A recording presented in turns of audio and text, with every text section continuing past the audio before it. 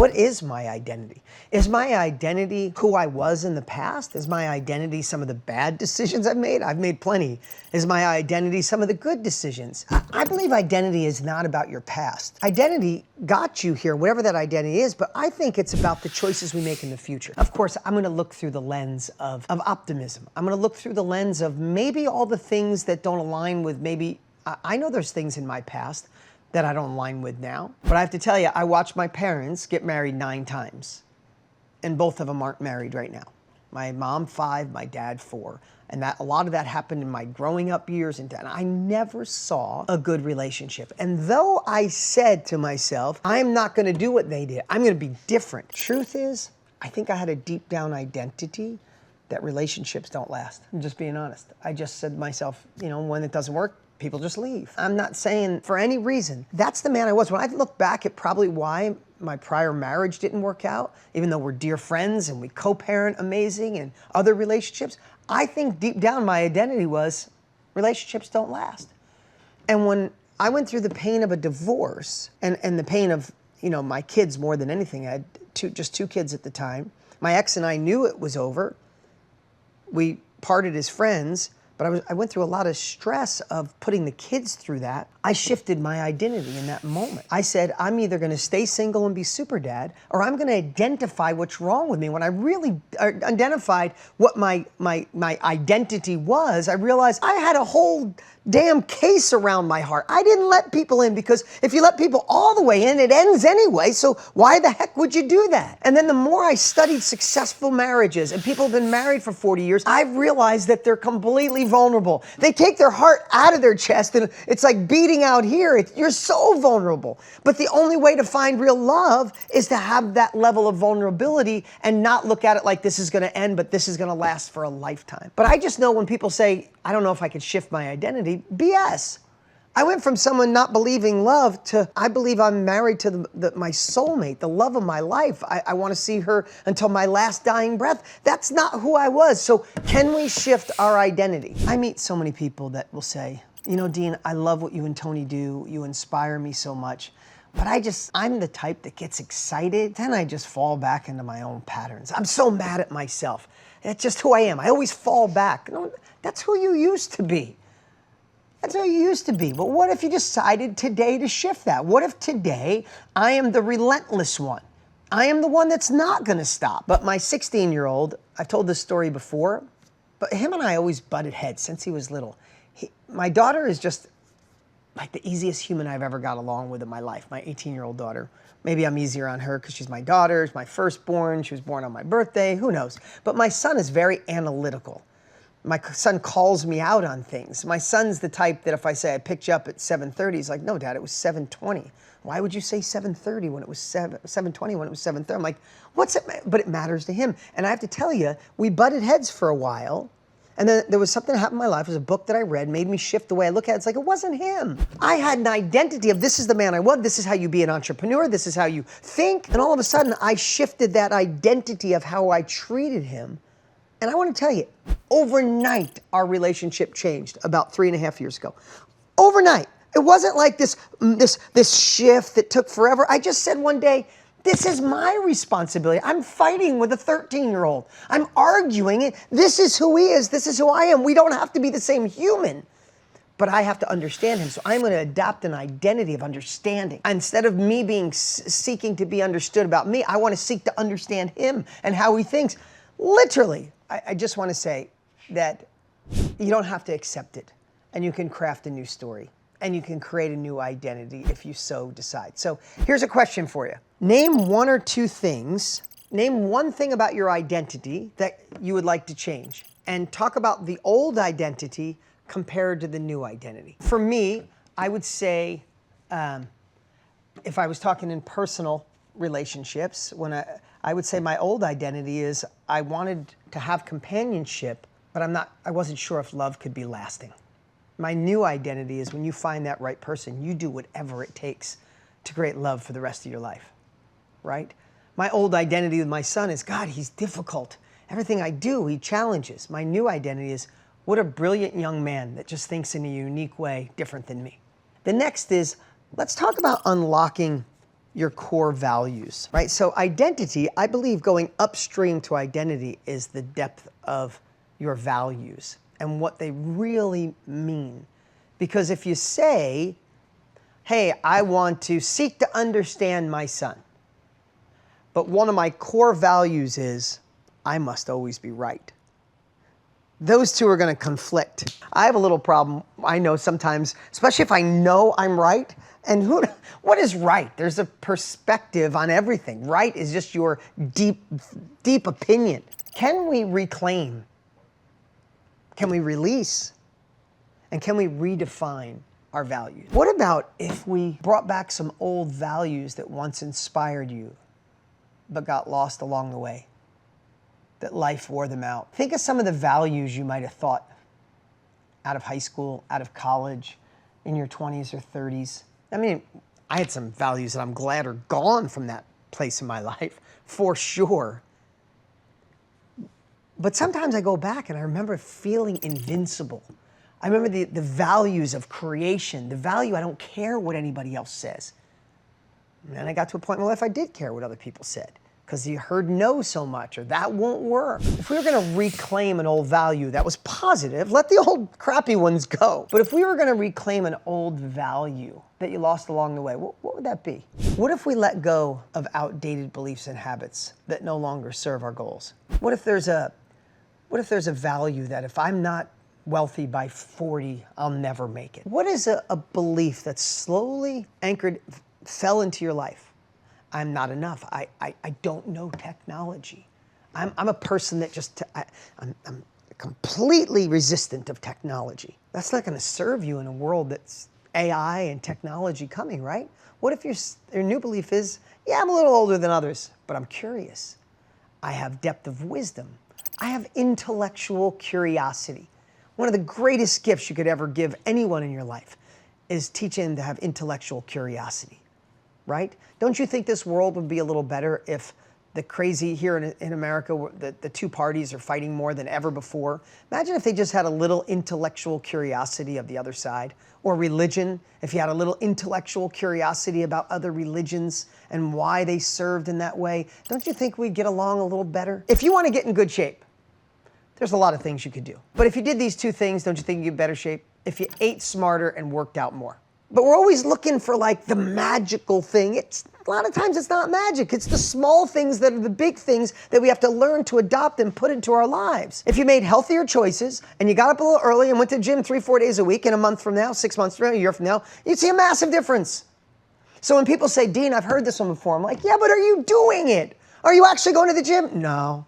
Are you eating smarter? No, I was gonna. All right then. Then how many times do you need to hear it? As many as possible until you actually do it. So if you've heard any of these before, don't let your brain go, yeah, we heard this one. It's like, no. Am I utilizing this one? Am I implementing this into my life? Okay, so if we reclaim some old ones, we let go of some crappy ones, then the third one is redefine. When we think of values, there's two things that I think can really help you. But when I met my wife, I knew it's one of those things I don't think I ever believed in. I don't say love at first sight, but like immediate connection, like this is my other person. Not sure I ever believed it until I met my wife. And I was like, every night I was going home, like we'd go on a date or we'd talk on the phone for an hour. I'm like, is this what people talk about when they feel this? And I had done a lot of work prior to that, but it was just there. I'm like, this is crazy. Like, I wanted to tell her I loved her, let's get married in like 2 weeks. And we talked after, she felt the same way. I like our third date, we were sitting on a couch just talking. I'm like, I'm gonna say something and be so vulnerable I've never done before. I said, I love you. And she's like, God. And she went, God, I gotta tell you something. I'm like, oh no. She's like, I've been thinking the same thing since our first call, but I thought I was nuts. I didn't want to say it. And I was like, oh yeah. I wasn't sure if she was gonna get up and run out of the restaurant or sit there. So luckily she sat there and we, But I gotta share something with you. I started to think about what kind of man I needed to become to keep this relationship the way it started, right? And you could think about what kind of woman do I need to be to keep this business thriving, this parenthood, this whatever it is you want to do. And I thought about the values that probably led to a divorce, the beliefs I had, the identity I had. And I shared all that earlier, but this is the thing that I did. I thought to myself, values and your identity are not what you say, they're what you do. One of the biggest disappointments in my life, I just told the story this someday, was when I first started speaking. There's a very popular speaker. You probably would know who he is, and I won't share it. This is over 20 years ago. He invited me to speak on his stage. I was out of my mind. So, not somebody like a Tony Robbins popularity, but someone in the top 10. And I go to speak on his stage, and every time this guy's on stage, he would speak about empathy and compassion and all these things. I'm like, I align with this guy. And he asked me to dinner after my presentation. He's like, you have such a great future. I'm going to watch you soar. You want to go to dinner? We went to dinner, and the guy berated and was so cruel and mean to our waitress. And I never talked to him again. I didn't tell him why, but I never did. I was like, wow, this is the guy that speaks empathy and just made a waitress who made a mistake on his order feel like crap. Man, that was the first time I said, be careful when you meet your heroes in my head, right? And I've been disappointed a lot, but on the other side, people like my brother and partner Tony Robbins, he does more in the invisible than anyone would ever know. So he brings back a whole depth of love, right? The guy does more that he never shares, never talks about. And I'm like, oh, I could do more. I could do more. I could do more, right?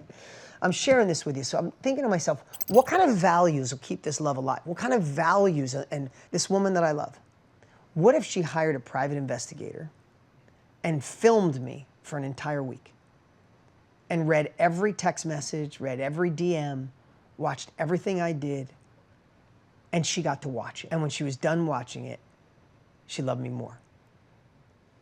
Because I realized values aren't what we say. You say, I'm a fighter, I can do anything, and then you get free time and binge out on Netflix for 3 hours. You say, I'm doing this, I'm taking my life to the next level, and then you surf on the internet for 3 hours and get stuck doing this, right? We can say these things and still do other things, right? So I thought to myself, what if she had that camera on me and I make decisions through that lens to this day in our relationship, right? All relationships, we have 2 kids, there's lots of things. So I would love for you to think about that when it comes to values or who you want to be. It's not for anybody else. No one needs to see your video, but you need to see it. And if you get to watch that video and feel proud of yourself, then that's who you are. Pretend there's a camera on you, because then when you go to make a decision, you go, oh, the camera's on, and I'm going to audit that camera once a week. And that's not who I want to become. So let's talk about designing your legacy. What if we just reversed engineered a life that mattered? Imagine that this is the end of your journey. What would you want people to say about you? So imagine the end of your journey. What would you want people to say? Because like the video, your legacy won't be built on what you shared. It'll be built on the actions that you took. As a parent, you know that, right? We could tell our kids all the stuff we want, but they become who we are, not what we tell them, right? I heard Tony say, you tell your kids not to cheat in school, but you talk about cheating on your taxes at the dinner table. Who watched the project I did with Matthew McConaughey? He created the course Road Trip. But one of the things he said is write your own eulogy. These are just more tools to say, I don't want to get to the end, and think of it that way.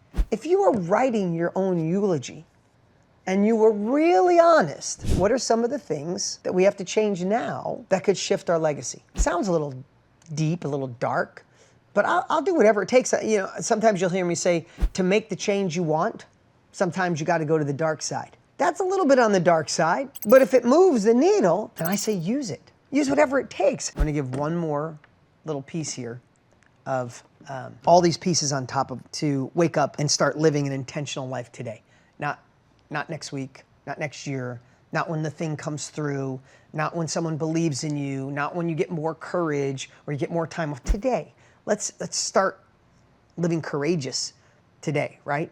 So this is the last little nudge I want to give you, and it's a really true story in my life, and it's the one that shifted me significantly. And some of you may have heard this story before. If you have, it's a great reminder. But about a decade ago, I rented a house in Mexico for a family reunion. My mom lives in Virginia. My sister lives in a different part of Virginia.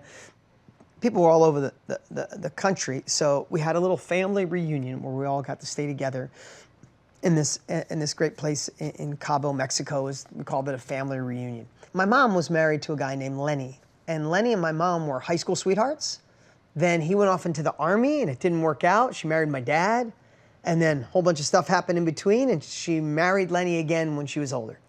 And he was such a great stepdad. And he was an awesome part of our family. I loved the guy, and I loved how much my mom loved him. So I'm telling you that because we go away with the greatest intentions, and we're all having the time of our lives, and we're eating, and we caught some fish, and we brought it inside, and they chopped it up, and we had sashimi right from the fish we just got. I mean, all this cool stuff. And then my stepdad's colon burst while we were there. And he started bleeding to death. And we got an ambulance, and we got him to the doctors really quick, which was confusing in its own. You're in Mexico. You don't think you have to go to a hospital, and which one do you go to? And there was like 3 ambulances that showed up at once, and all of them are saying, you got to go with me. No, don't go with him. They're going to bring you to a horrible hospital. This is the hospital. And then like, no, that's the rip-off hospital. Oh my God, all this stuff is happening, and my stepdad is literally like bleeding to death. So finally we make a decision. I called somebody and said, definitely go to this hospital. We get there. And he had lost about, I think by the time we got there, he lost like 40% of the blood in his body. He was translucent. He was so white. He was pale. He was see-through. Couldn't talk anymore. He lost consciousness. So they said if they lift his legs up, all the blood that he does have left will rush to his head, and he might be conscious again to have a conversation. And he wants to talk to you, Dean. He said 2 things. He wants to talk to Dean, not my mom, not my sister. Everybody said he wants to talk to me. I'm like, oh my God. So I go in there, and he's like, he looked like he was gone already. So they put like this big brace under his butt and his legs, and they lifted him up. He got a little color in his face. But as soon as his eyes opened, there's anything he could have said. Am I okay? Where am I? What happened? What's going on with me? The first thing he said was, Dean, I should have been better to your mom. She's the most amazing woman in the world, and I could have been better to her. I should have started that business that her and I were going to start. She's been asking me to start this business for so many years. They wanted to build their own log cabins. He's like, why didn't I listen to her? And then one more thing that was a little too personal to share. And then he passed out. And there was nothing else he said except those 3 things. And I realized, wow, at the end, our brain is just going to focus on the regrets. Like, because he was a positive guy. He wasn't a negative guy. This is what I did wrong. He was the happiest guy you ever met in your life, right? Like, literally, Lenny Rizzo was the smiley guy. And all he said was those 3 things. Now, they did surgery. They saved him. But he was never the same. He got 3 more years with my mom, and then he passed away. But they had 3 incredible years, and I bought them a motorhome because one of the regrets was this business. They wanted to take a motorhome and go around and build log cabins. So I surprised them and bought them a motorhome. I don't share a lot of stuff like that, but I bought them the motorhome of their dreams. They spent 3 years having the time of their life, and then he passed away, unfortunately. But it hit me so hard. I'm like, wow, at the end of our lives, is that what we're going to think about? Am I going to regret what I missed, what I didn't recognize, what uncomfortable action I didn't take?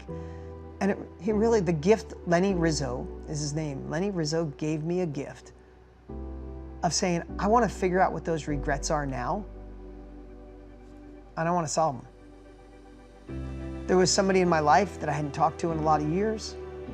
I forgave them completely because I thought at the end of my life, I'll probably regret not having them in my life. I made some big decisions about my dad. I made some big decisions about the man I wanted to be. I made some big decisions, and I have this new take because of Lenny Rizzo that says, if I don't do it now, I'm gonna regret it then. If I don't do it now, it's just gonna build up, build up, build up, and is that what I'm gonna think about? I'm not gonna get it perfect, I know that. But if I look through that lens, I wanna get rid of it now. Sometimes my wife's like, you're too easy. I'm like, yeah, because I don't even want that on here. I wanna let all that go because I wanna get to the end, and I hope, even though we could just pray for it, I hope I get to the end and I can think, what a blessed life. How charming. I hope, like, that's what I hope. That's why I'm so glad I made the shift with my son, Brody. That would have been a regret, for sure. If I didn't become the man my wife, Lisa, deserved, that would be a big regret. I'm never gonna stop. If I stop doing this, I know I will regret it because I'm growing every day. By being here with you, sharing this today, it's bringing me back to that moment I was with Lenny. You don't think I'm gonna have a different day today? So maybe we could look through that lens, trying to make this a morbid inner circle. But I'm gonna do whatever it takes. Whatever it takes. to help you take bold, committed action towards who you're meant to be. Not my version of you, not your family's version of you, your version. You know who you could become. What's one bold commitment you could make this week? I would pick one value or habit or identity shift, pick one and focus on that shift this week. From I'm too old to I have wisdom and I can do anything. I'm unstoppable. I don't know who it is, but maybe there's one value you could shift this week and focus on it all week. Maybe write it all over the house. Write it on the back of your hand. Maybe you can tie it to something meaningful to you. Tie it to the parent you want to be, the loved one you want to be, the friend you want to be, the partner you want to be, the business owner you want to be. Tie it to something because your identity becomes real. Your values shift when you actually put it into action, right? It's not when we think about it. You wrote down some amazing things today. We have to put this stuff into action. And then lastly, I said, make a bold commitment this week. But maybe you can look through the lens of what is this impactful step? What's one step that you can look at and identify that is bringing you towards your best self? I think if we did that, if we take today and we look through the lens of identity and values and legacy and the turning point and the end of our lives, I think we can make the small shifts today that stack up to something massive over the next 10, 20, 30 years. That small millimeter shift today, right? Tony always talks about golf ball. You hit it a millimeter off. When you hit it, it's only a millimeter. But by the time it goes out 100 yards, it's way off. We can make a millimeter shift today towards the man or the woman you want to be, and it'll compound over time.